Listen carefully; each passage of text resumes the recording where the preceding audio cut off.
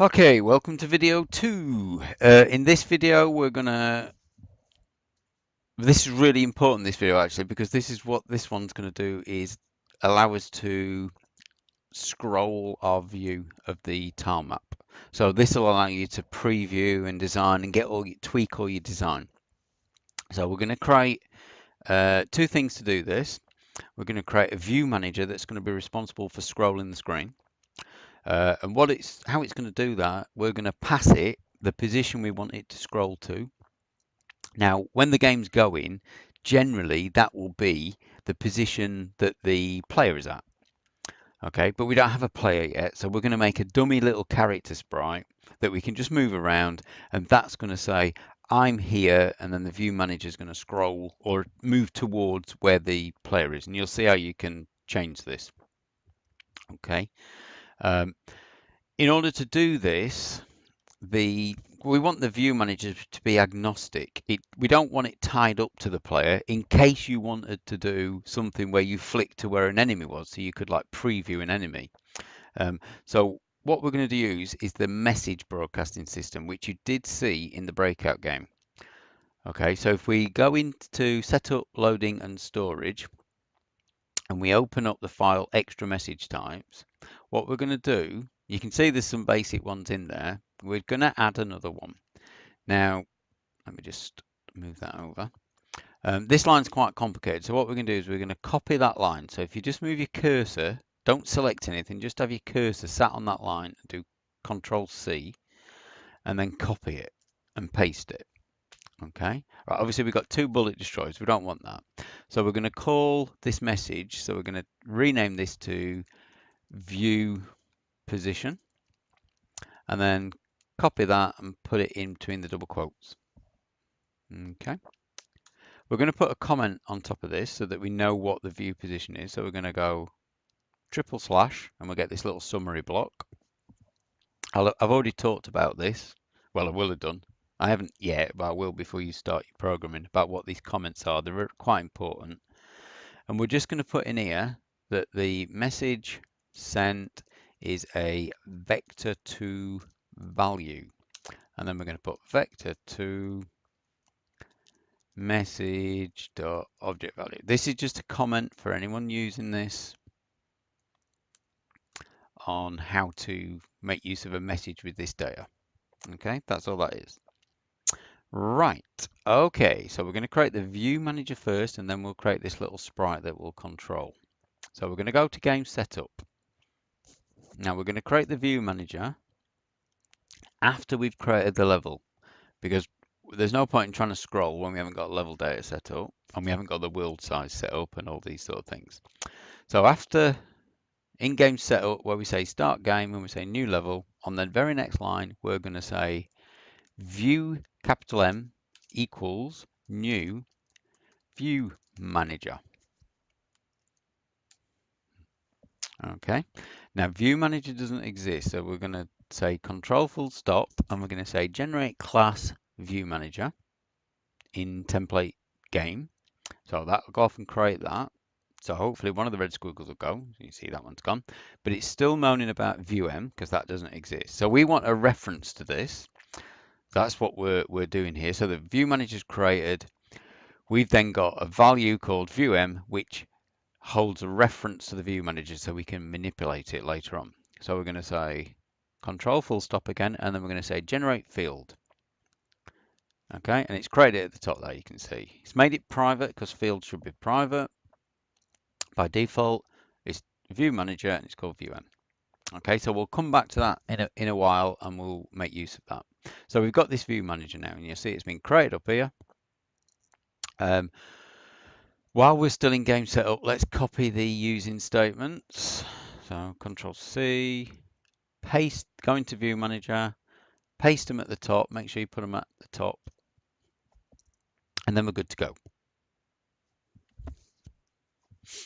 Okay, right, so this isn't going to be a very complicated class. So in the constructor, the only thing we need to do in here is subscribe to messages about view position. So we're going to say message bus dot instance dot subscribe and then we're going to say in the brackets extra message type start, and it was called view. So use the picker, so view position, and we're going to run a method called set view, or move. Now I'll call it move view. You can call it whatever you want, it doesn't matter. I'm going to call it move view. Right, doesn't exist yet, so we're going to say control full stop on that line and say generate method, and it should create it. There it goes. Okay, it's quite clever. It's set up the message and everything, so it knows we're going to receive a message. So let's take out that, and we'll accept the data that's been broadcast. Okay, so the first thing we're going to do is we're going to say vector2, let's call it position equals, and then in brackets we're going to say vector2, use the picker so you get the spelling right, and then we're going to say message dot object value. Now what we're doing there is we're just saying, right, we've been sent some data, we know it's a vector2 value, so we're just telling C# that assume the object value is vector2 and store it as something called position. So that is the position we want to scroll to. Okay, now we can set the screen directly to that position, so you get instant scrolling to a position. So as the player moves, it sits there. But what I'm going to show you is a way of getting the screen to catch up with the position. All right, because that looks a little bit more pleasing. If you choose not to use this, then I will show you a different way, but this is quite nice. So in order to do that, we're going to create a field. So we're going to go just above the constructor, and we're going to say private float scroll speed, and we're going to set that to, I don't know, 3. We'll have a play with that. Okay, so we'll use that in a minute. Now, so what we want to do is we want to work out how far we have got to move to catch up with this position we've been given.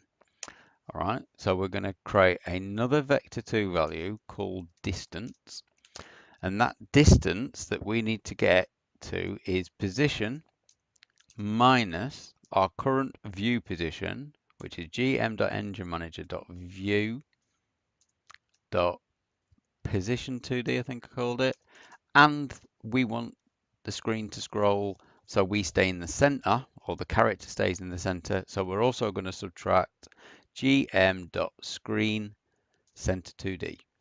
Okay, so that looks a little bit complicated, but all we're doing is saying, right, how far from where we are to scrolling the screen to the center of where the position is. That's all that is.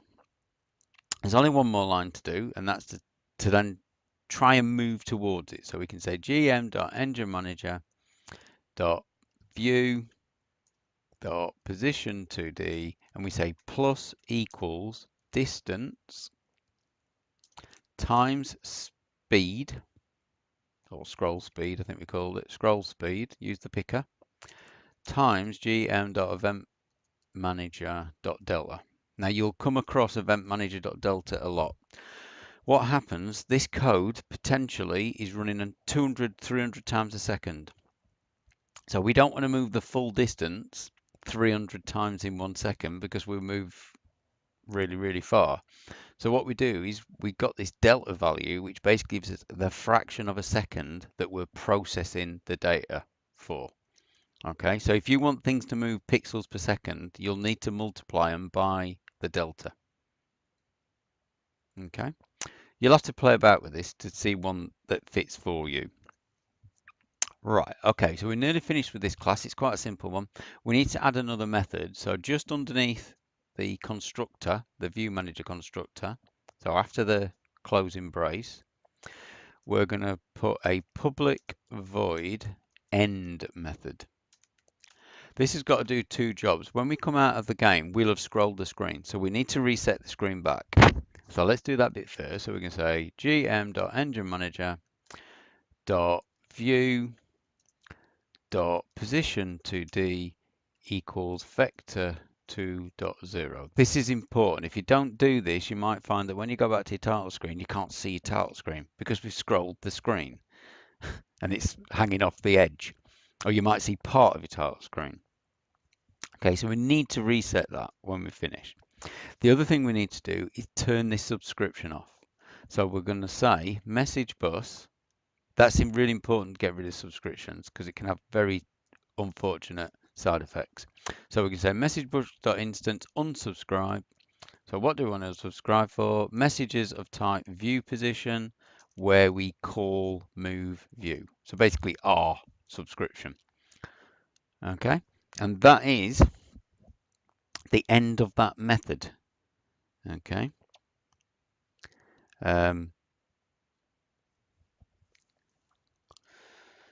So we've got a field, scroll speed, we subscribe to a message, we handle that message. Okay. If you don't want to do move towards the position, you can actually just say, you can just write this instead. Don't do this, I'm just showing you. You can say engine manager.view dot position 2D equals position minus gm.screen center 2D. So you can just put that in. Screen, just saying, right, I'll center it around the player position. That's if you want just direct scrolling, harsh scrolling. This is a more subtle form of scrolling. Okay, one last bit to set up to make sure that we use this end. If we go back to game setup and we scroll right down to the bottom. So when we come out and we quit this game, we want to say to the level viewer, right, that's it, I've had enough of you, I don't want you anymore. So we're going to say view M, which is our reference we had, and then we can say end, use the picker, and we're saying like reset all the view. Okay. And then we'll disappear and go back to the title screen. Okay. Now we need to make our little sprite that will do the moving around, and then we'll be able to see the tile map in all its glory. Right, so we want this when we've created the level. So we're going to go back to level. Okay. And the very last line of the level constructor, so look for the method called level. Just put a couple of blank lines in there before the brace. Don't put it after the brace, put it before the brace. We're going to create a level viewer. So this is just going to be our little helper sprite. It doesn't exist. So we're going to say control full stop, and we're going to say generate class for level viewer in new file. Okay, so just like we've been doing all the time. When we don't want this anymore, when we've got like the game running, we can comment this bit of code out. So we turn it off, but we want it to start with. Okay, we need the using statement. So let's just copy the using statements again. And then go to level viewer at the top, paste the using statements in. So that's all the libraries set up ready for us. Now, this is going to be a sprite because that's the easiest way to set all this up. So where it says class level view, we're just going to put a colon at the end and we're going to say sprite. Say, right, well, this is a sprite. We're inheriting from sprite. We just need to set up some basic stuff so that we've got a graphic and then a little bit of control code, and that's about it. So we're going to, inside the constructor, we're going to say gm.engineManager.add sprite, use the picker, and say this. Very important, if you don't do that, you will not have your sprite updated and you won't see it on screen either. It's a common mistake to miss.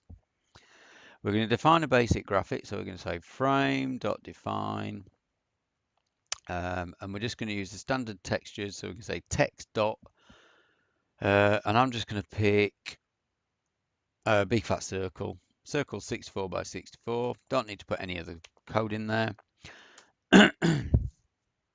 I'm going to set a position, so I'm going to say x equals 100, y equals 100.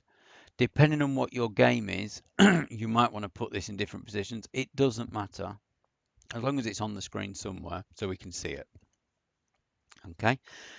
What we don't want to do is have this thing go off the screen. So we're going to turn the limit system on. So we're going to say limit initialize, and then we're going to say limit dot region action. In the parentheses, we're going to say it wants to know what region, so we want the whole world. So we're going to say engine manager dot world size or world rectangle. We're going to put a comma and then we say limit action dot, and I'm just using the picker. I just want it to stop. Okay, so I don't want to be able to go past. So I just say stop at. So I've got limit initialized and I've got limit dot region action, and then in the brackets gm dot engine manager world rectangle stop. So I don't go outside. The only other two things we need to do, set up some control code and then set another bit of code up that broadcasts the position so that the view manager can try and move towards it. So we're going to do that with a callback. So an update callback, and we say update callback plus equals, and then we're going to say move, because that's what we're going to call the thing that moves. Doesn't exist, so I'm going to say control full stop, say generate method. Make sure you select the method one, and let's create that down there. Then we're going to add another callback, so we're going to say update callback plus equals, and we're going to call it broadcast, because that's going to be the one that broadcasts position. So we're going to again say control full stop, generate method, and it's created it. So let's do the broadcast one first because that's easy. So delete the exception code in there. Then we're going to say message bus dot instance dot broadcast message, open the brackets, extra message types dot view position, and we're just going to say the center of this sprite. So we're going to say broadcast center 2D. Remember, it's got to be a 2D value, so just an X and Y value. Okay, so that will broadcast its position. Now we need to set up the move code. So all we're going to do is we're going to use the input manager. Now you will have seen this in the breakout video. So we can say if gm.input manager key. So let's just do key held. So if your key's being held down, and in the brackets say keys dot, and let's just use the cursor key. So we're going to have left, and then we're going to, if we go left, we're going to say x minus equals gm dot event manager dot delta. So there's that delta thing again. If I press the right thing, it'll help. Delta, and then we're going to multiply it by some value. So let's call it speed. Oh, if it ever does that where something doesn't exist, so it's put something in, just do undo, Control Z, and go back to what you had. It's moaning because speed doesn't exist. So let's do Control full stop and say generate field. So it stops moaning up at the top. It's got that. So let's set that to 400 pixels per second. So I've set speed at the top to 400 pixels per second. Okay. Right. So that's going to go left. So I'm going to do another one. If gm.inputmanager.key held keys dot right. Use the picker, otherwise you'll get spelling mistakes. To go right, we're going to say x plus equals, and then same thing, gm.eventManager.del r times speed. So you see that delta thing. Now I'm going to do the same thing again for up and down. I'm going to leave a bit of a space so I can see that some difference happening. So inputManager.key held keys dot up, using the picker each time so I get the case right. To go up, we're going to say y minus equals. Going up is negative directions. So event manager.del r times speed. One more to do down. So we can say if gm.inputmanager.key held bracket keys dot down, which is the down cursor.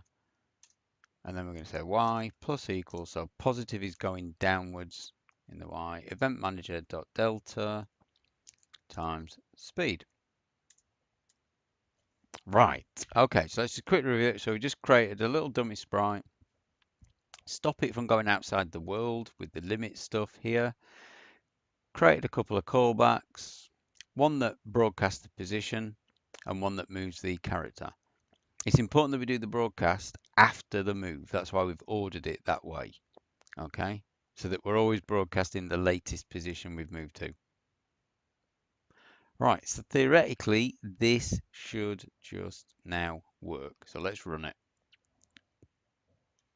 And you should see your tile map on the screen again. So from before. So press 1.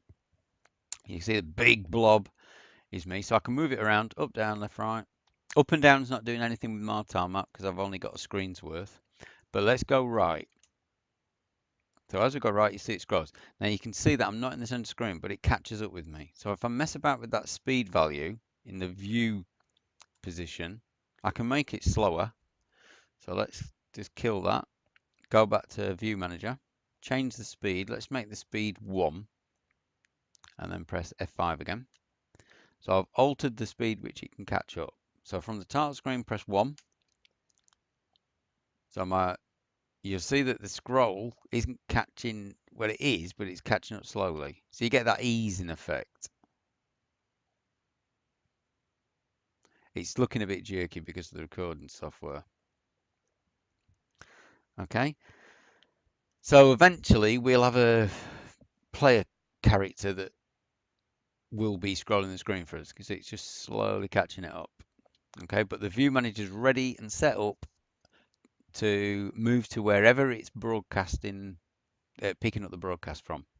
Okay, so whoever broadcasts the view position, the view manager will pick that up and try and move the screen to it.